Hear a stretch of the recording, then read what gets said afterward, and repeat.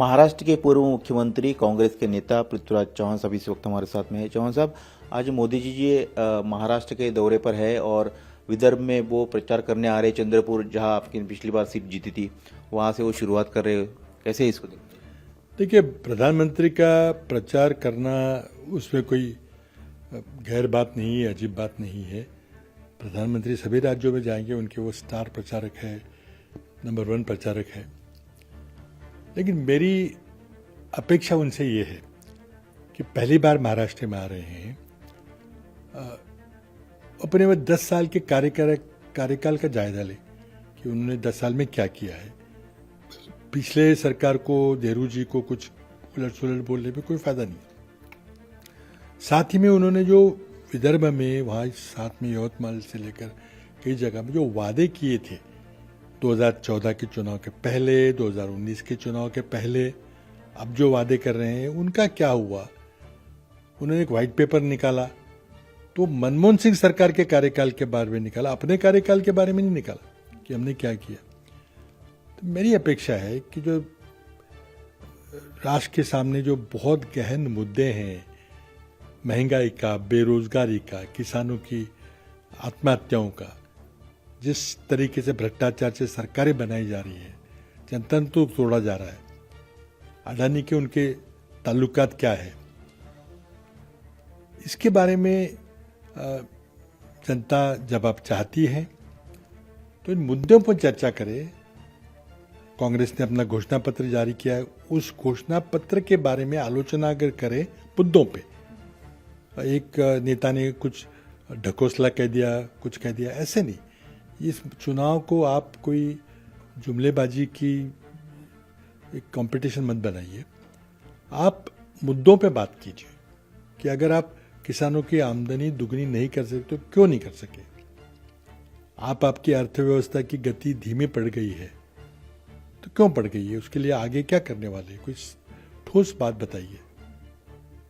हमारा राष्ट्र विकसित होने जा रहा है, अच्छी बात है, हम सब चाहते हैं कि हमारा राष्ट्र एक डेवलप्ड कंट्री बने। लेकिन आपकी डेवलप्ड कंट्री की व्याख्या क्या है, पैरामीटर्स क्या है।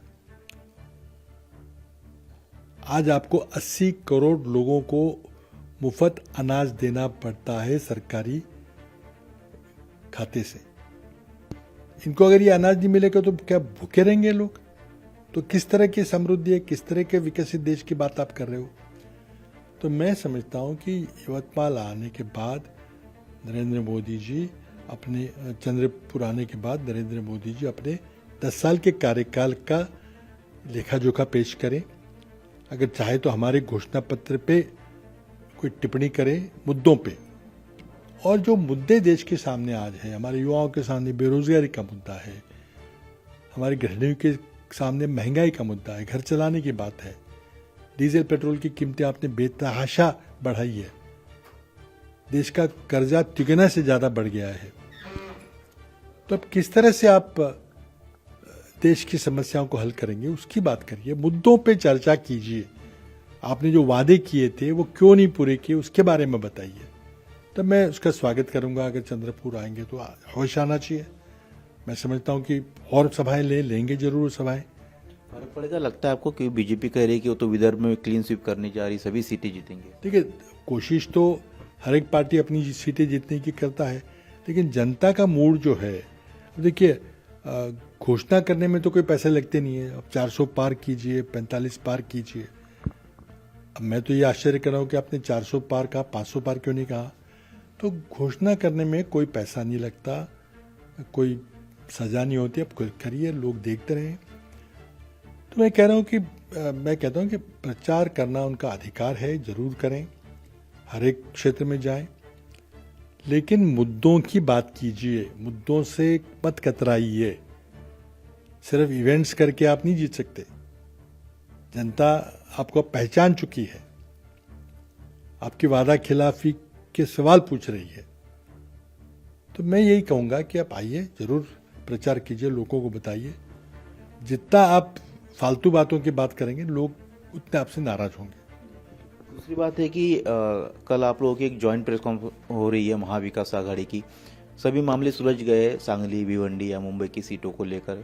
ऐसा बताया जा रहा है कि वो सीटें उन्हीं के पास रहेगी, लेकिन उनके जो पार्टी के लोग हैं वो आपके नेताओं की नाराजगी दूर करने के लिए उनको कहीं ना कहीं राज्यसभा या आगे उनका राजनीतिक एडजस्टमेंट करेगी, कहीं ना कहीं उनको मौका देगी। देखिए, कल हमारे गठबंधन का एक औपचारिक ऐलान होने जा रहा है, फॉर्मल अनाउंसमेंट होगा गठबंधन का। उसमें कौन सी सीट, कितनी सीट, कौन सी पार्टी लड़ेगी उसका निश्चय होगा, आपको बता दिया जाएगा। स्वाभाविक है, अगर ये कल प्रेस कॉन्फ्रेंस हो रही, इसका मतलब सारे मुद्दे हल हो चुके हैं। अब सभी का समाधान तो नहीं हो सकता, लेकिन अंतिम निर्णय कांग्रेस आला कमान ने लिया है। तो मैं कल की जो प्रेस कॉन्फ्रेंस होगी उसमें आपको पता चल जाएगा कौन सी सीट कौन लड़ रहा है, क्या थे जो मुद्दे थे, जो आम राय नहीं हो रही थी, हो गई। उसके बाद जल्दी से जहां अभी प्रत्याशी घोषित नहीं किए गए वहां प्रत्याशी घोषित कर दिए जाएंगे। दूसरी बात है कि अमोल कीर्तिकर जो उद्धव ठाकरे के शिवसेना के कैंडिडेट है नॉर्थ वेस्ट मुंबई से, उनको ईडी ने आज बुलाया, उनको सम्मन दिया गया था। इसको कैसे आप देखते? देखिए, अब मोदी जी के और भाजपा के पैरों तले मिट्टी खिसक गई है, क्योंकि क्या है, देखिए उनका आत्मविश्वास क्यों ढल रहा है। मैं क्यों कह रहा हूँ ये कि आप देश के इतिहास में पहली बार लोकसभा चुनाव की घोषणा होने के बाद आप चुने हुए मुख्यमंत्री को जेल डाल रहे हैं। पहली बार कांग्रेस पार्टी के खाते फ्रीज कर दिए आपने। 4,500 करोड़ का इनकम टैक्स का नोटिस भेजा है ताकि कांग्रेस पार्टी के पास चुनाव लड़ने के लिए कोई पैसा ना हो। केजरीवाल जैसे लोकप्रिय मुख्यमंत्री प्रचार न कर सके।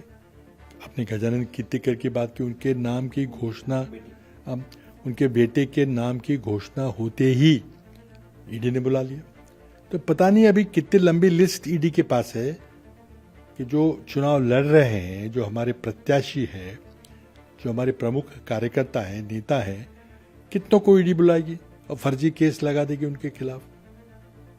तो ये तो देखिए, ये कैसे क्यों कर रहे हैं। ये उन्होंने 2014 में तो नहीं किया, कर नहीं सकते थे। 19 में नहीं किया क्योंकि 19 में उनके पास बालाकोट था। आज उनके पास बालाकोट नहीं है, राम मंदिर का मुद्दा नहीं चला है, कोई चुनाव का मुद्दा था ही नहीं वो। तो अब वो बौखला गए हैं और इस तरह से वो ईडी, सीबीआई, इनकम टैक्स की कार्रवाई कर रहे हैं। आपके पहले कांग्रेस के नेता थे जिनको आपने पार्टी से निष्कासित कर दिया, संजय निरुपम, उन्होंने आज प्रेस कॉन्फ्रेंस ली और कहा कि ईडी को लेकर उन्होंने कहा कि खिचड़ी घोटाला हुआ है और अमोल कीर्तिकर के साथ साथ संजय राउत जो है वो मास्टरमाइंड है, उनके खिलाफ भी जो है उन्होंने आरोप लगाया है कि उन्हीं के खाते से पैसे गए, उनके बेटी के खाते में पैसे गए, पूरा मनी लॉन्ड्रिंग हुआ है। देखिए, संजय निरुपम तो पार्टी छोड़ गए, नैराश्य की भावना से बोल रहे हैं, उनको ज़्यादा गंभीरता से लेने की आवश्यकता नहीं है। अगर वो बीजेपी ने उनको प्रवक्ता बनाया तो जरूर बीजेपी की बात वो करें, लेकिन शायद वो भूल रहे हैं कि कांग्रेस पार्टी ने उनको कितना सम्मान दिया है। लेकिन मैं उनकी कोई बात नहीं करूँगा। अब देखिए, ईडी को और ईडी के पास अगर कोई ठोस सबूत है तो आगे कार्रवाई करें, लेकिन ईडी ने अब तक 3,000 से ज़्यादा रेड किए हैं। कितनों को सजा हुई है, पर रेड करके अंदर डाल देना और उसको वही पड़े ना। भुजबल साहब को 2-3 साल तक अंदर रखा, लेकिन चुप है। वो शायद अब भाजपा में प्रवेश करने की बात कर रहे हैं। और नेता हैं, उनको अंदर कर दिया जाता है, उनके सारे विरोध खत्म हो जाता है, पार्टी ज्वाइन करते हैं। अशोक चौहान जी का नाम आया, चले गए। अजीत पवार का 70,000 करोड़ के घोटाले की प्रधानमंत्री ने बात की, चले गए, उनको पद मिल गया। तो ये सब जो पार्टियां तोड़ी जा रही है, दल तोड़े जा रहे हैं, सरकारें गिराई जा रही है, उसके लिए मैं सिर्फ नरेंद्र मोदी जी को जिम्मेदार मानता हूँ। उनके आशीर्वाद के बिना देश में इतना भ्रष्टाचार पनप नहीं सकता, राजनीतिक भ्रष्टाचार हो, आर्थिक भ्रष्टाचार हो। तो मैं समझता हूँ कि ईडी, सीबीआई का कब तक आप इस्तेमाल करेंगे। राज ठाकरे कल अपनी रैली करने जा रहे हैं, गुड़ी पड़वा की भूमिका स्पष्ट करेंगे कि एनडीए को समर्थन करना है, एक्टिवली करना है कि बाहर से सपोर्ट करना है। आपको क्या लगता है कि क्या उनसे कोई फर्क पड़ेगा? देखिए, जब कोई राजनीति दल है, कोई किसको समर्थन करना चाहता है, क्या उनकी ये उनका स्वतंत्र निर्णय होगा। अगर करेंगे तो सुनेंगे किसको सपोर्ट कर रहे हैं। उनको टिकट तो कोई मिला नहीं, तो कोई उनको ज़्यादा गंभीरता से लेता है ऐसा मैं नहीं सोचता। आखिरी सवाल कि एकनाथ खड़से भी कह रहे हैं कि अब मैं घर से वापसी कर रहा हूँ, बीजेपी ज्वाइन कर रहा हूँ। हाँ, तो जल्दी से जाए ना, बीजेपी चले जाए। लेकिन बीजेपी ने उनको कोई टिकट देने का जो वादा किया, तो उनको जो इच्छा थी कि 2003 मिले, कुछ नहीं मिला उनको। तो अगर वो बीजेपी की जय जयकार करना चाहते हैं तो स्वतंत्र है करने के लिए। तो ये थे पूर्व मुख्यमंत्री महाराष्ट्र के कांग्रेस के नेता पृथ्वीराज चौहान, जो कह रहे हैं कि प्रधानमंत्री नरेंद्र मोदी अवश्य महाराष्ट्र में प्रचार करें, लेकिन वो मुद्दों पर बात करें। कैमरामैन मिलिंद साल्वे के साथ सचिन चौधरी, इंडिया टीवी, मुंबई।